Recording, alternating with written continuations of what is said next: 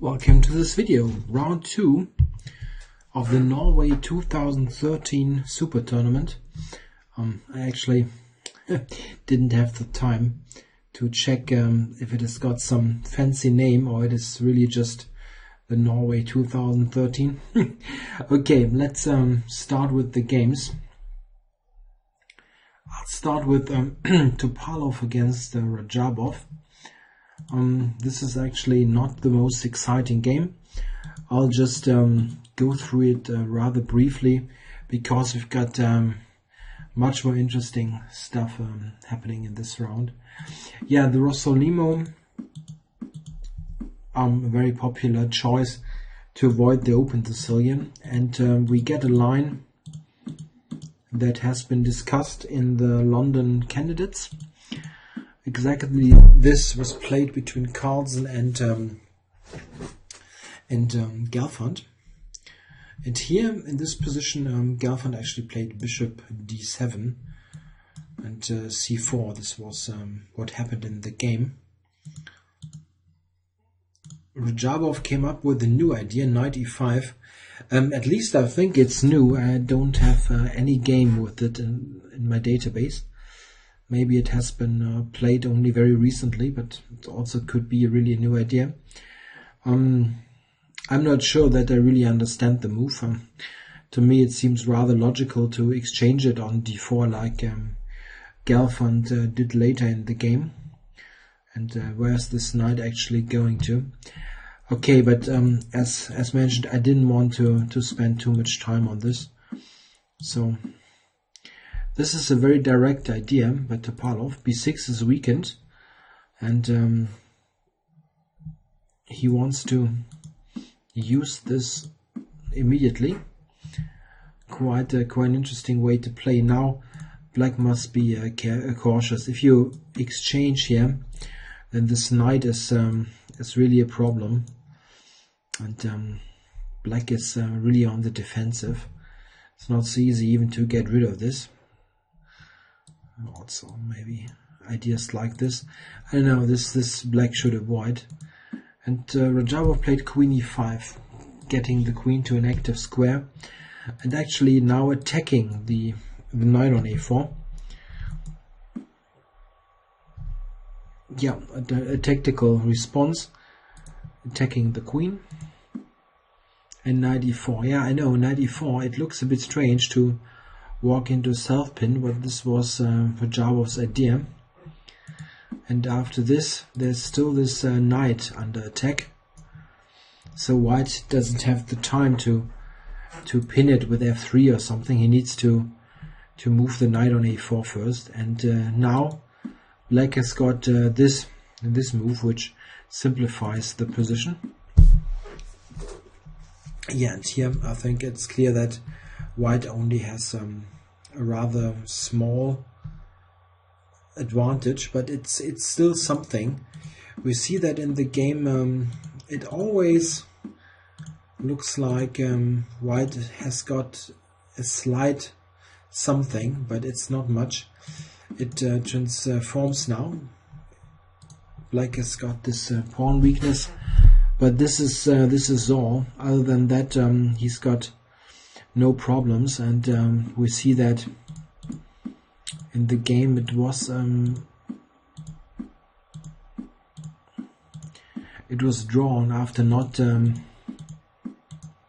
much more play. Yeah, got some more exchanges, and here it was drawn. Actually, you could look at the last 20 moves or so. Here, this kind of stuff. This is not completely pointless, this phase of the game, but I don't want to make a 3-hour video. And the other games really have more interesting things to watch. Okay, now switch to the on paper main event of the day. Carlsen against Arnold. Sort of a warm-up for the World Championship match, and certainly Carlsen wants to press a bit with white. We got Moscow variation here, the bishop b5 check. Carlsen avoids the main lines. This is very common to see him play some sideline. And he has beaten Anand with bishop b5 check before, so why not? Knight d7. Now this is a slight surprise maybe. Anand had played this move before, but with really bad results. And he usually plays bishop d7 if he's content with the draw, which he certainly is in this game. But he lost with this also against Carlsen last year. Okay, knight d7, d4. This is the way to go after knight d7. White immediately gets the queen out, and this is actually a well-placed queen because the natural attack with knight c6 is not possible anymore. What black does gain though is the bishop pair. It makes no sense for white to retreat the bishop. So this exchange, and now white set up the typical Maroczy bind, getting a space advantage and hoping to press in the middle game. This is seen very often in Carlsen's games too, that he likes to get to this structure, even if it is under sometimes less favorable circumstances. Even then he goes for that. I mean, this is not the greatest setup ever probably for white, but it's still a little something. e5 now, queen d3, and now Anand played b5. This is a surprise. It's a very rare move. He before in this position played the move h6 against Russian Dutch grandmaster Sergei Tivyakov. He played this last year in the Bundesliga, the German first league, when he was trying to warm up a bit for the match against Gelfand, and he actually lost against Tivyakov, a very drastic loss, probably one of the most painful losses that he suffered, because he didn't even have a threat the whole game. It was just a terrible destruction that Tivyakov did in this game.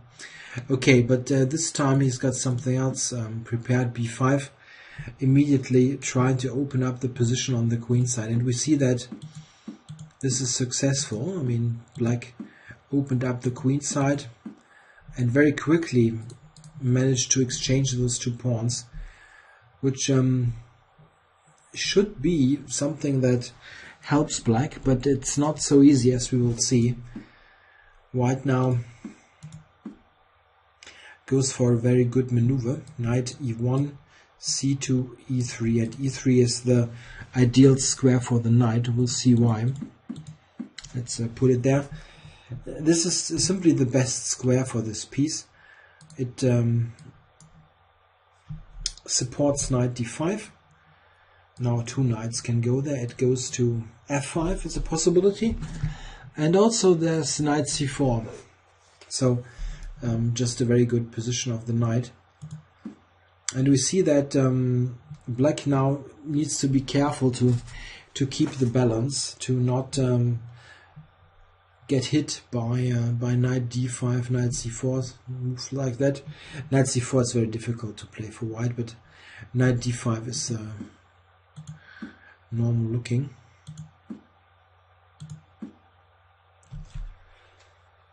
Yeah, black tries to exchange queens, and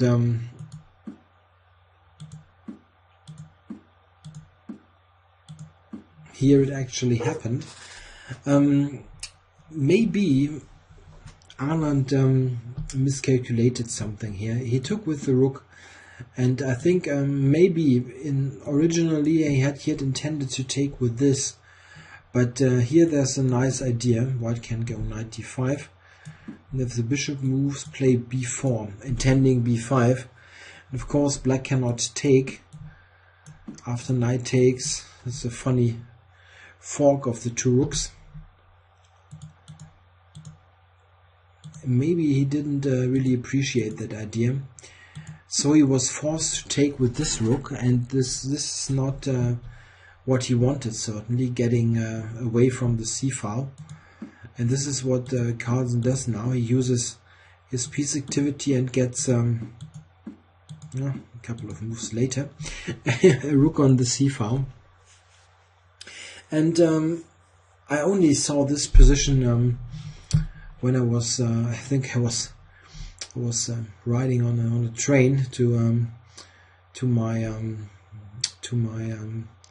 the place where my club is playing, and I only saw this position on my mobile phone. I thought, okay, well, this is almost in the back for Carlsen. It looks very, very tricky to defend for black.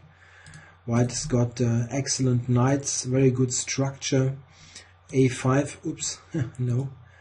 A5 is a weakness, D6 is a weakness, so I thought this should be really excellent for white. Let's see what happens. Bishop G5. Yeah, actually in this position Carlsen played Rook C3, and here the computer has got the simple, relatively simple suggestion of just taking and play knight here, and it gives white a substantial, really substantial advantage. This is probably true. D6 is very hard to defend, and there's also the A-pawn.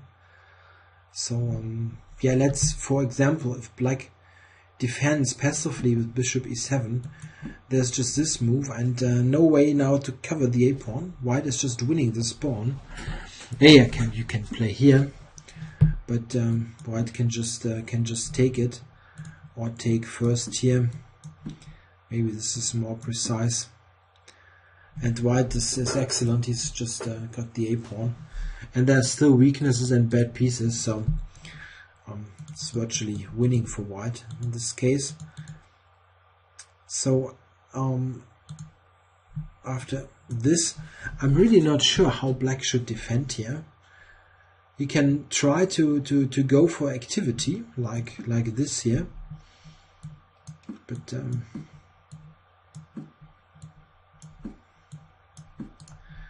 after this, the knight on d7 has to move, and then I can just take here. This bishop is also really dominating this knight. It cannot go to a natural square like c5. And after this, white is really you know, here's even h4, yeah. So he cannot even go to f6. Yeah, we need to go here. This gets worse and worse. Yeah, you can take here, or you can prepare it. It's hard to keep anyway. The e5 pawn is also still this weakness. Yeah, this looks very bad. Maybe rook takes c6 and knight c7 was the way to go, but it maybe needs a little bit more analysis. After rook c3, however, Arnold could exchange some pieces, and now sets up a very passive but resilient defense. The knight on b7 is very rarely a good piece, and here it is nothing active is coming from this piece, but it does a very important job in covering the weaknesses, and it's maybe nice looking for white, but not really winning. When Carlsen tried for a while, but it didn't really make any progress. Check. Yeah, if you look at this, it still looks good for white. It's a passive knight against an active knight. There are weaknesses, and there's a potential pass pawn. But black has got counterplay. It's not so obvious, but he's got something. Just have a look. H5. Yeah, and he delays this a bit with f5, but at the end, here it comes, d5 and f5. So white wasn't able to keep this blockade. Maybe he needs to find something better here, but it's not so easy. Also, this rook now, it occupies a half open file, and black maybe even can play here in f5, and it's not easy at all to make any real progress. In the game, it really fizzled out to pretty much nothing after d5. Check. Check. Check.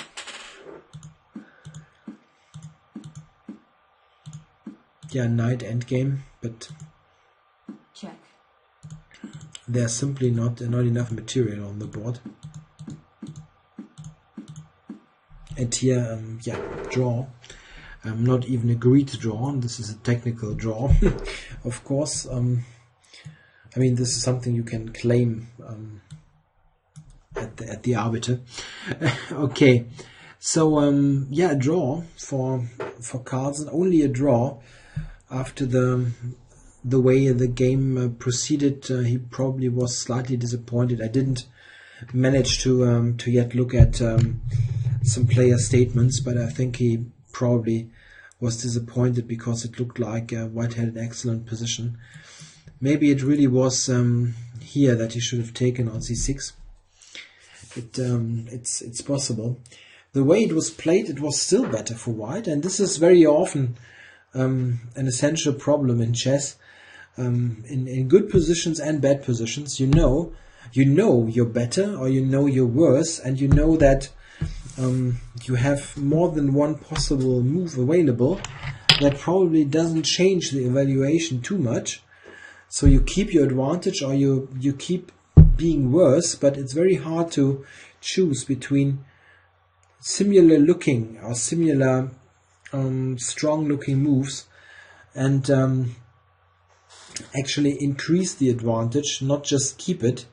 And maybe he chose the wrong way to continue to play with this edge and let it fizzle out.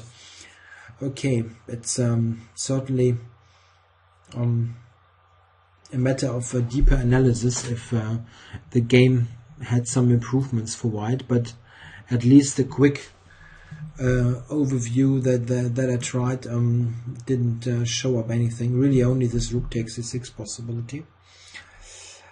Okay, so let's now move on to the other games, and let's start with Hammer against Sergei Karjakin. Yeah, this Hammer name is always fun. Wouldn't it be fun if he would, I don't know, I don't want to do any kind of rumors here or something. Wouldn't it be fun if he would marry Irina Krush, the US top female player? Double name, Crush Hammer or Hammer Crush or something. Would be fun. Alright, so let's go to the game. They played a Queen's Indian defense here. This is Karjakin's main opening against d4, the Nimzo and the Queen's Indian. And check. It's a fairly normal line. This bishop b4 check is a very common theme in queen pawns openings, to lure this bishop on d2 where it doesn't really want to be, and then return to e7. Yeah, e4. This is the most ambitious way for White to play this position. If you just castle and play it more conservatively, then after d5, it's not so easy to even be able to play e4. So he goes ahead with this immediately. d5, and now he takes on d5. Yeah. White can also try e5, but here Black even can go to e4. This is a very nice possibility, and in fact White has some problems with this pressure on c4. So e5 is not the way to go. He exchanged and played knight e5 now here, using the pin on the long diagonal. Yeah, in fact I think they played very standard normal looking moves. I didn't like some maneuvers that white was playing, but it still was okay. Yeah, note that if black takes, there's a possibility of going b4, and now the knight hangs and this bishop is cut off, so it cannot take on a3. Returned. Queen d3, trying to get rid of this knight. f6, kicks the knight back, and rook e8. So there wasn't much happening really. Now he exchanged and played f3. Yeah, it's difficult to live with this knight all the time, so trying to expel it. Knight to d6.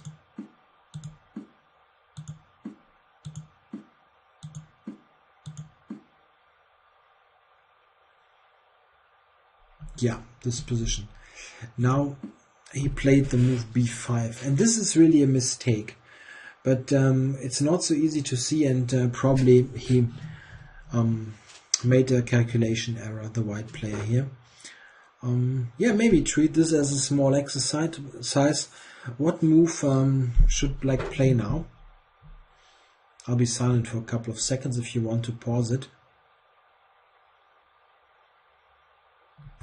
Black has the very strong move, knight c2 e5 here, and this is probably what Hammer missed or somehow misjudged.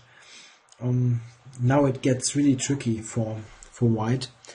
What's the problem? He took it, and this is probably the relatively best way to go about it. A move like queen b3 is answered by knight c4. And this is also not great. Something like this is simply better for black. It's a very offside knight, and all this is not exactly harmonious. While black has got ideas to block with bishop d5, getting the bishop back. It's not nice to play this as white, especially long term. Your king is weak with this pawn moves. He took it, recaptured, and now the point is revealed. This bishop doesn't have a square, and black really threatens to capture on f4. So you cannot play a slow move like let's just put a nothing move on the board. It doesn't make much sense, I know, but after taking, yeah, this is just a wreck. Don't want to have this position. Everything's weak here. So he took it.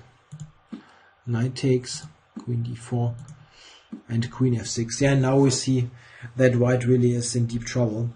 He's got lots of weaknesses. Black's got the bishop pair, and white's pieces are really loose. The knight on e3, and what is the knight doing on a4? I mean, at least it prevents bishop c5, but it's not a great piece. Yeah, rook, king in the corner. There was the knight f3 threat with check and winning the queen. So he stepped out of this, and now knight to g7. This is a good human move. The computer actually gives queen f7 as even stronger if you let it calculate for a while. The idea is knight to c4 and opening up the position as much as possible. This is maybe even better than what Kayakin played, but this is a very human move. He recognizes that the queen is a blockading piece, and if you get rid of it, your pawn on the d-file is really a good pass pawn. And, it's difficult for white to play anyway. He retreated. The capture, I think, is really terrible. What are you doing now with the knight? You need to probably drop it back somewhere. Then maybe rook c8 or something. It's really tough for white to defend this. Very clear advantage for black. So he went here, and now Karjakin played knight c5. Around here, black had a multitude of good possibilities. This is, of course, good and should be better for black, but it's not so sure that it's really the best continuation. But Karjakin always kept some advantage. Okay, he gave up the pawn, but his play is just too strong. Look at this, rook e3 and rook e8. Just doubling here on the e-file, intending rook e2, rook f3, bishop f3. So it's a really nice attack that black got here. Rook e1, exchange stuff. And now he decided to get the pawn back and break through to the king.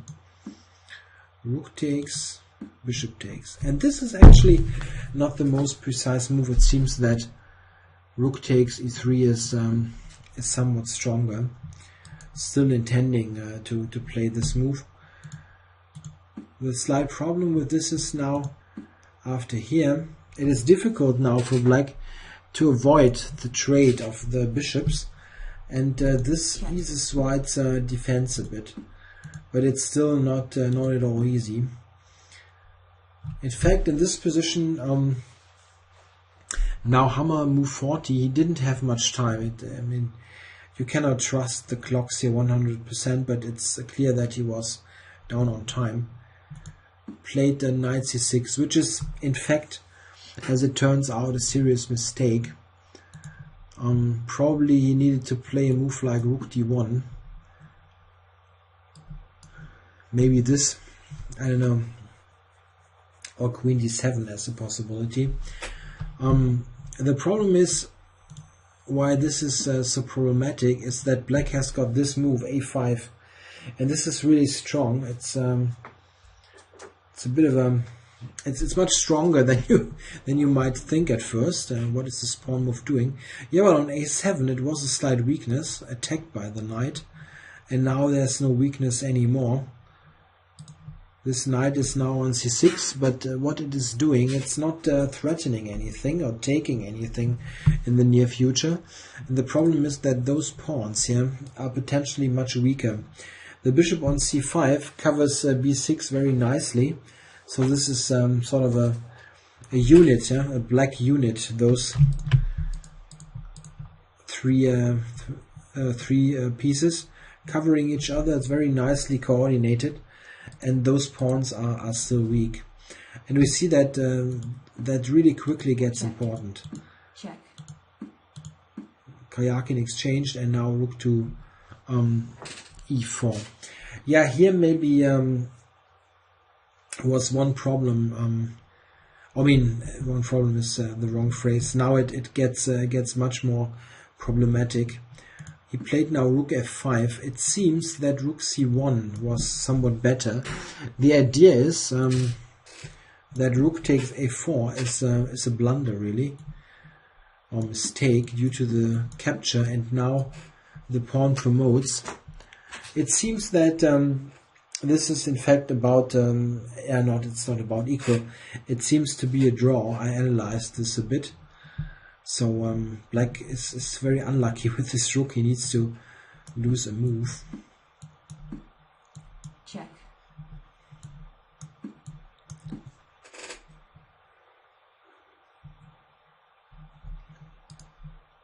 Yeah, those pawns, they look dangerous, but it's just a draw. It's not easy to calculate in an over the board game. These pawns can be very scary, but it is probably really just a draw. For example, a4, knight a6, c4. Yeah, this is maybe even risky. The knight on b4, and then the king approaches. Let's keep it simple. This is actually a real draw. And now the king moves in this direction, and if white goes all the way to b2, then the black king goes to the king side and wins the pawns. This was a very important tactical trick. Of course, Hammer saw that. The difference is, after here, if black plays strengthening move like this, attacking the rook, it continues, and it's not so clear that white has made any black has made any great progress. He can certainly play on and will play on, simply also because this knight is basically dominated now. It doesn't have a square. The problem in the game was after rook f5, which is doing a similar thing. If black takes now, we have the sacrifice again.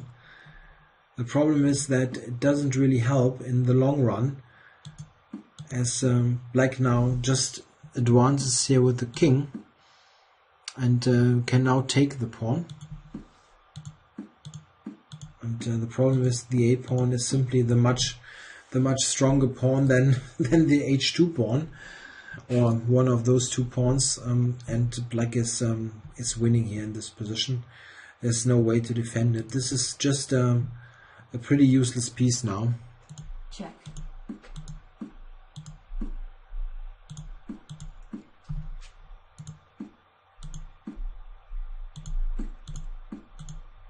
Yeah, and now resigns. The a pawn is just promoting. There's no way to stop it.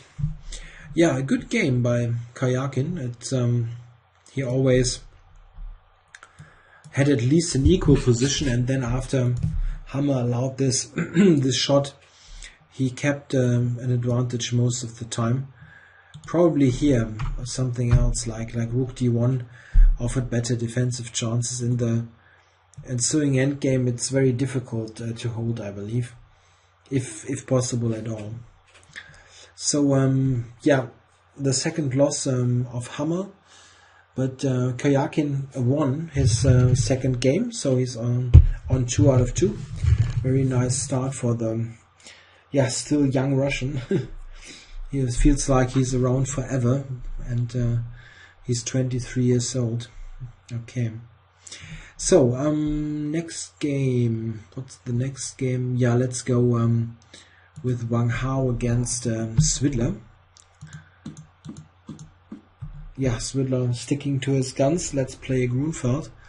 And Wang Hao plays f3. This really got into fashion after the World Championship match, where Anand played this move a couple of times. The idea is to threaten, in a way, e4. So black needs to react now. If he wants to stay within the Grunfeld schemes, he needs to play d5. However, he's got a ton of interesting alternatives. Svidler himself has played knight c6 in the past. It's an interesting, tricky move. Or there's even, of course, there's always a transposition to the King's Indian. You can just allow this, and it's King's Indian. There's also the funny move e6, which can be investigated. So if you play this as black, going for the Grunfeld, and f3 is a move that annoys you, there are quite a number of not so well tested ways to go, like this e6, which is very fresh, or even knight c6. Okay, but Svidler plays d5. It's an okay move. No problem. So I've got this position, and this also shows one idea of this f3 setup, with white playing e4 in a position where there's no knight on c3.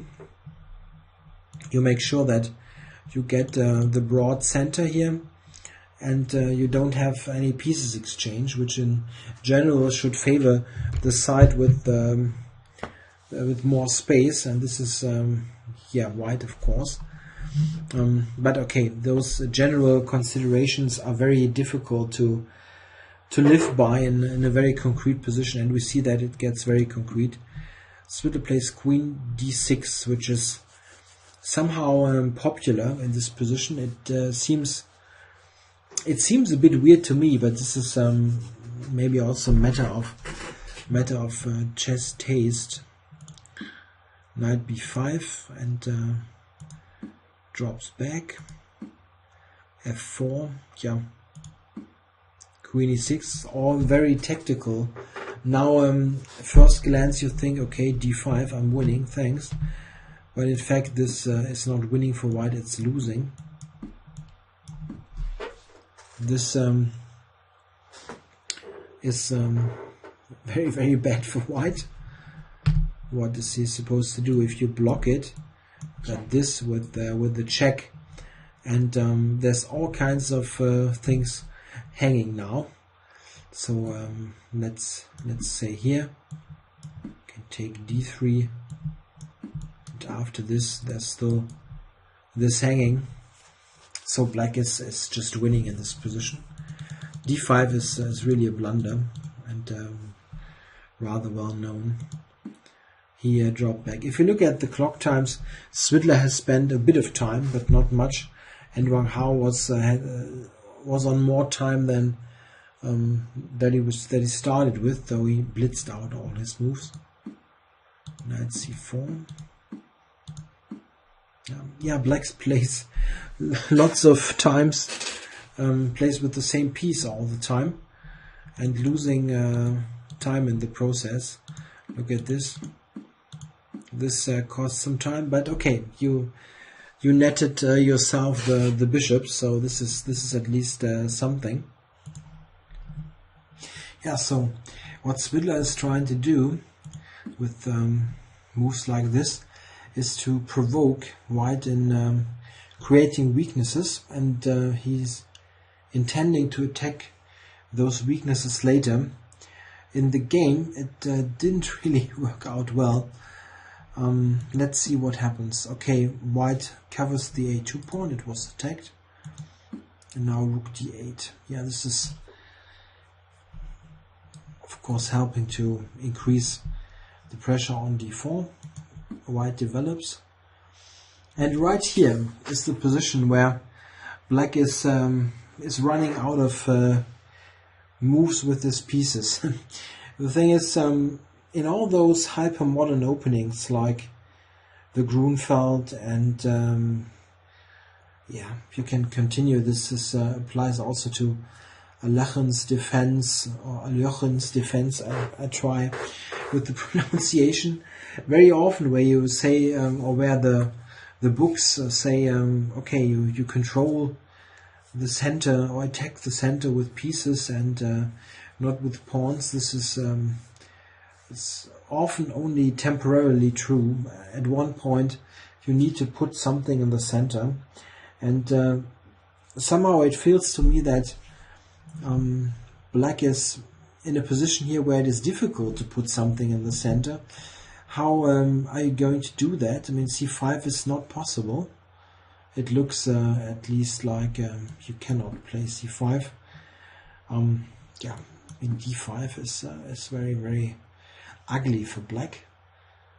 It's just a good center, and have a look at this. Just for example, I mean, while I of course respect those hypermodern ideas, this is certainly just great for white.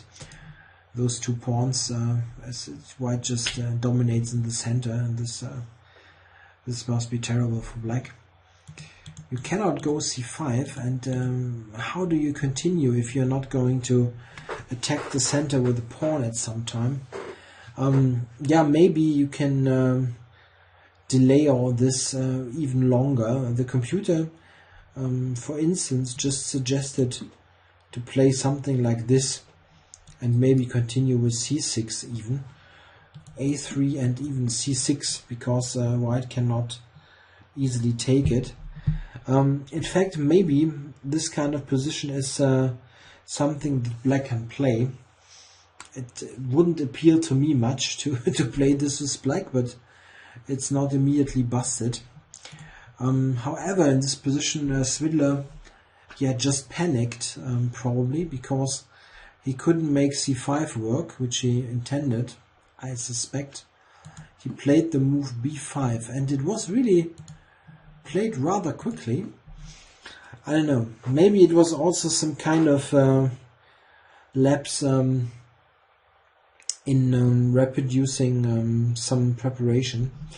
The only thing that I know is that Wang Hao played a3, knight dropped back, he took the pawn, and black absolutely does not have enough compensation. I mean, of course, Svidler didn't blunder this. He was aware that he needs some counterplay against the center, and here it's not so much central counterplay, but potential play on the b file. But if you look at this couple of moves, it's clear that black does not have enough. Knight e5 was a good move, intending moves like this, or maybe knight c6. Black doesn't have a choice, he needs to take it. And I mean, at least after this, it's clear that white is much better. Any play on the b pawn or on the king can easily diffuse by defending the second rank. And this is just a bad piece. And the rest is yeah, a matter of technique. It's one of those phrases you simply must hate. But it is somewhat true. White has got an extra pawn, he dominates in the center, and there's no concrete play for black. Continue a bit here, the tactical sequence. At the end, the knight comes to this excellent c6 square, and see, put some more moves on the board. Yeah, he grabbed the pawn. It was probably good, but a decision you need to be careful with, as the knight has no squares, and rook a8 is a potential threat. But it was all nicely calculated by Wang Hao. f5, well, and what about this? There's the strong move e6, now attacking the bishop and attacking on f7. So what is black supposed to do now? After takes, white goes to c6 and just enjoys an extra pawn and the dominating knight. At the end, the a-pawn will decide the game here. This is why he probably played f5 to later attack the knight. But white can evacuate this piece by sacrificing a pawn. And okay, he was 2 pawns up. Now he's only 1 pawn up. But it's simply an excellent position. Check. Some transformations going on. I only want to show a certain setup. This is why I'm going ahead rather quickly. Check. Check. Check.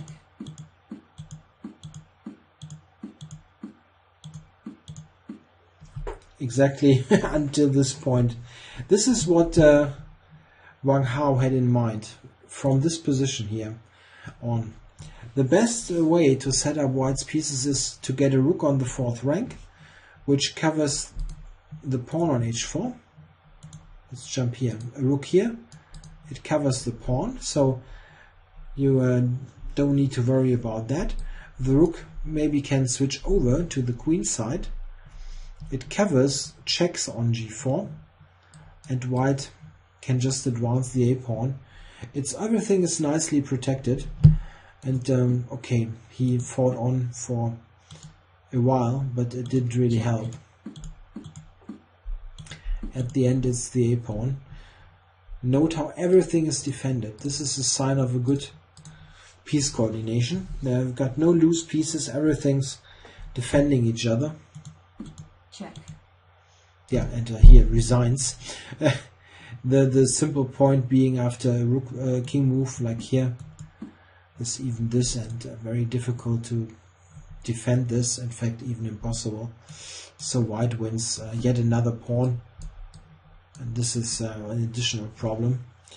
So kind of an opening disaster here by Svidler. I'm not sure, maybe he confused something in his preparation, but this v5 is certainly a move that probably no one will repeat.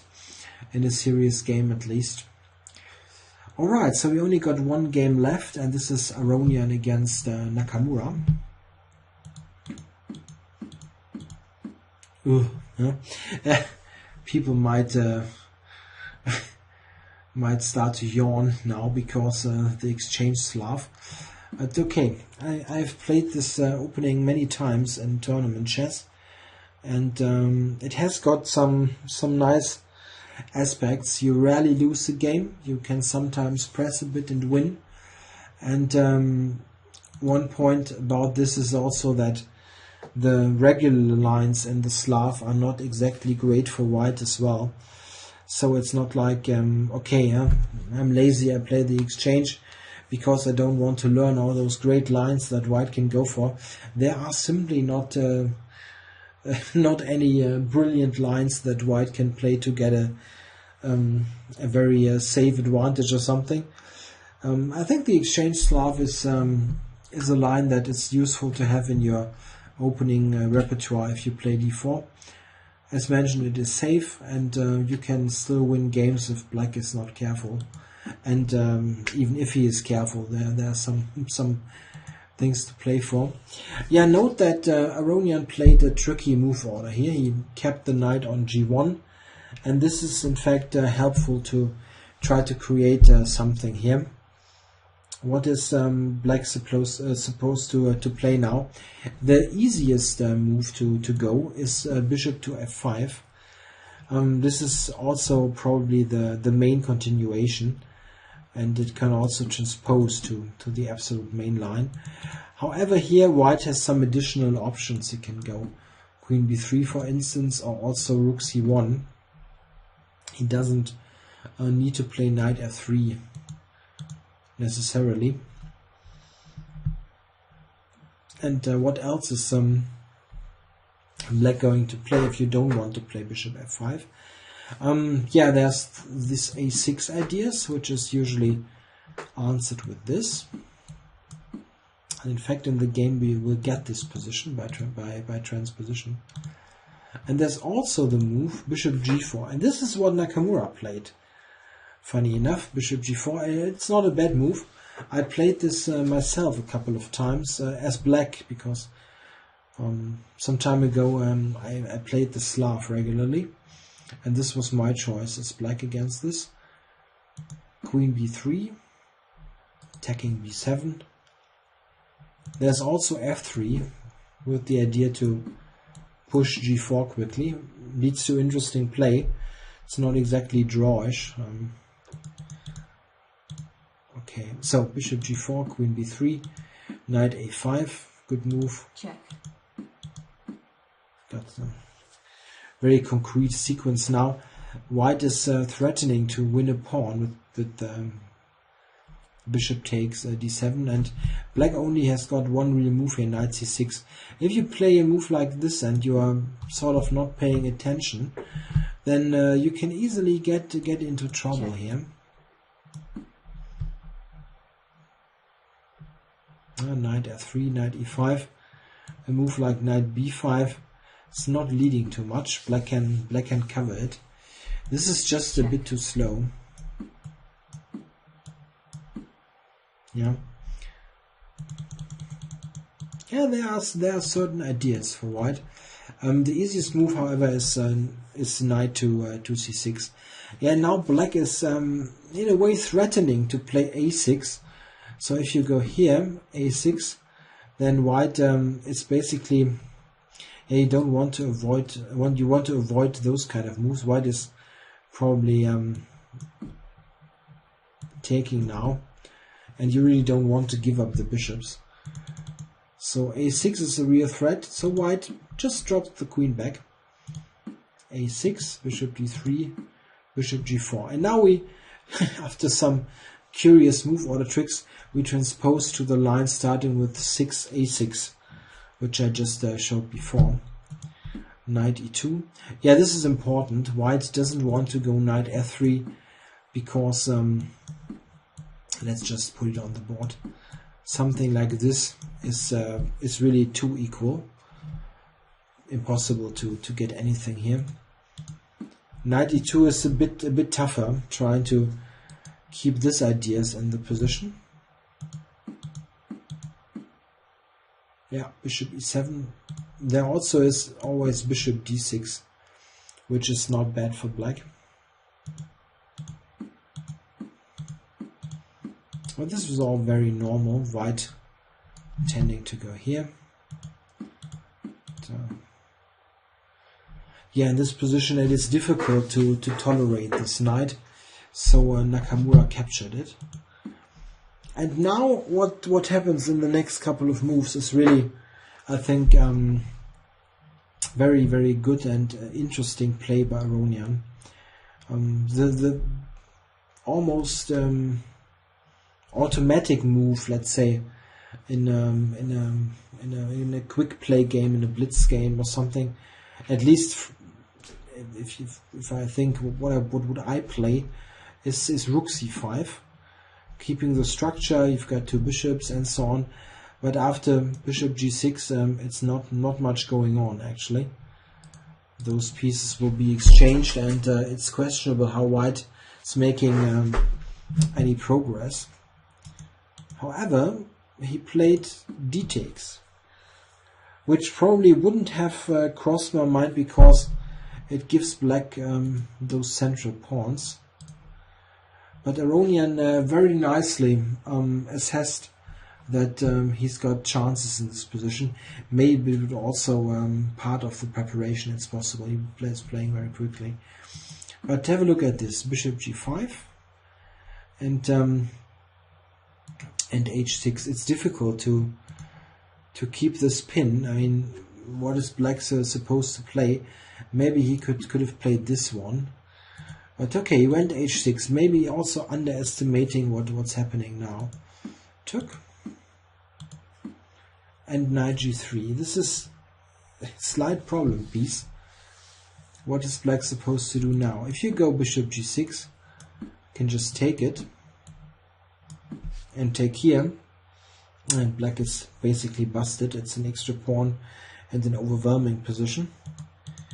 So what to do with the bishop? It was all very concrete, and yeah, Nakamura had to cover it with the queen. And now a very interesting move, queen d2.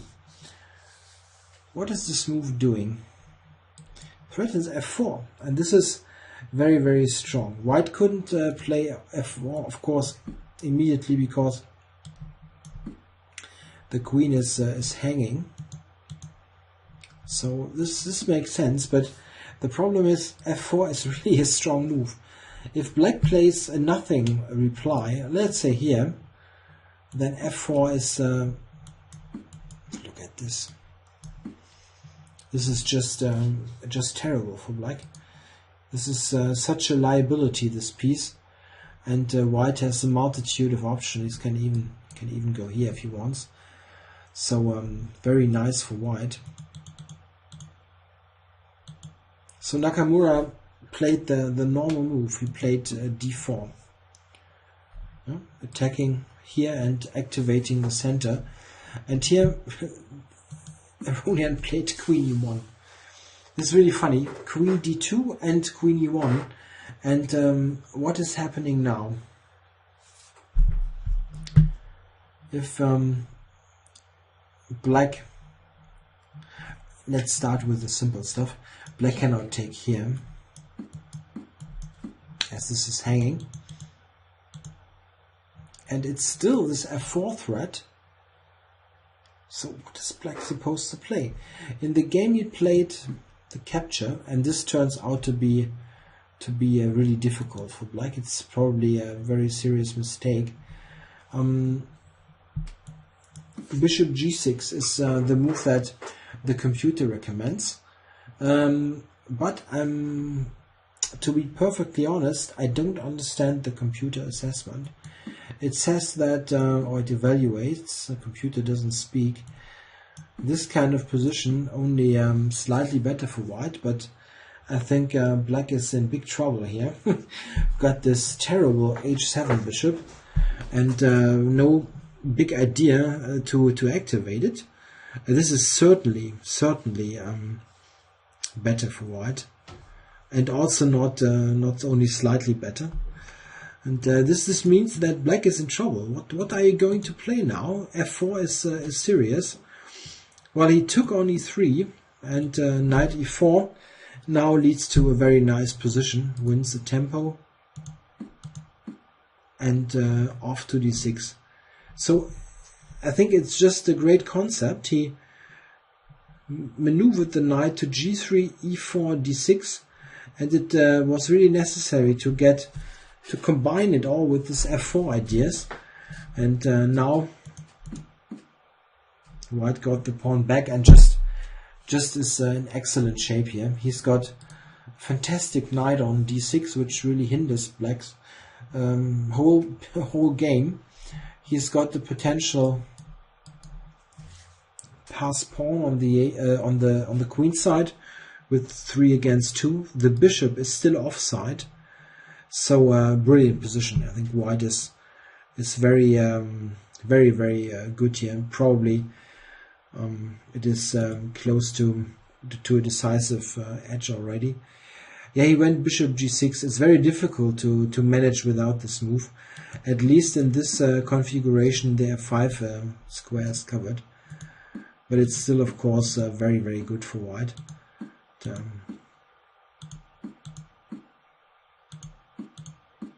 Yeah, queen trade. And he's got all the time in the world. Instead of this, there was also the more straightforward move b4, but it doesn't really matter much. White just needs to make sure that black doesn't break out in some way. He's got a very immobile pawn structure. Everything's blocked here, and as long as white manages to keep black on the last couple of ranks, so he cannot advance any of his pawns, then with some due preparation you will advance on the queen side. And this is just what happened. a5 stopped this for a while, but there's no way to defend.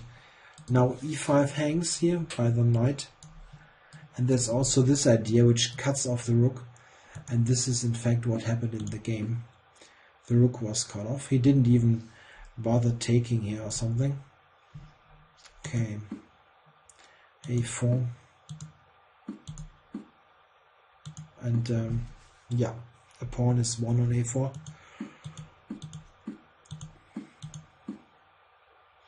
Yeah, note again, I mentioned this time and time again, that all pieces are covering each other. There's no loose piece in this position. So everything's nicely covered. This is covered by the rook, and so on. So white's position is nicely working together. All pieces have some useful role. And okay, Nakamura is trying to muddy the waters a bit, but it's not really helping. This 3 against 1 on the queen side is just very strong. And now they're marching. Note that the rook is really cut off.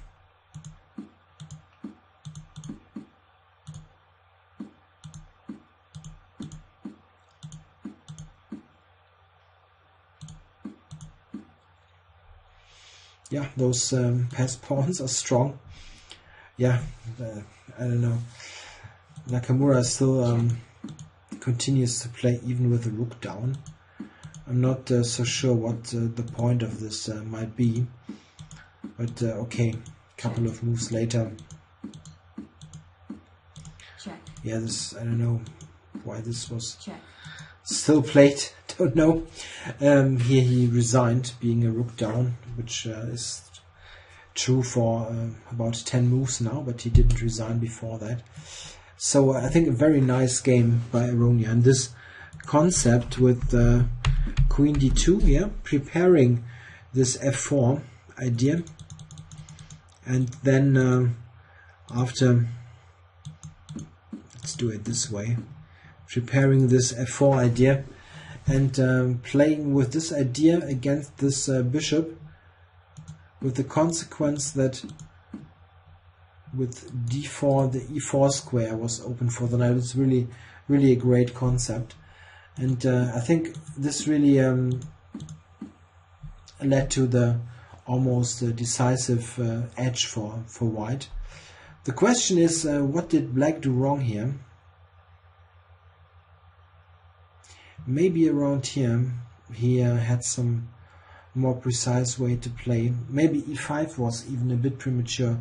You can of course all the time play in a position like this. Let's drop back. You can always play this kind of move first, which at least would ensure that this bishop is traded. In the game it was a liability, a huge liability. Maybe e5 was really a bit too quick, or bishop g6 here. It's not great. Maybe you can improve on h6 here, but I'm not so sure. Maybe e5 is really a bit of a premature move, and this is better. Yeah, I wonder if this is something for white or just equal. Probably it's just equal. It's not so much that white can do here. Black still has got this counterplay ideas, but he's not he's not confronted with this problems of the bishop being offside on h5. Alright, so this was coverage of the second round. We had 3 decisive games, and also an interesting draw between Carlsen and Anand. Maybe Magnus had some chances to win this, but it wasn't easy at all. And well, 3 decisive games. Aronian won, Wang Hao won, and Kayakin with black, who now is in the lead with 2 wins. Yeah, I hope you enjoyed the video. I'll continue to cover this tournament, of course. It can only be the case that once in a while in the upcoming rounds that I'm not doing it instantly after the round, because it tends to get really late here. Alright, thanks for watching.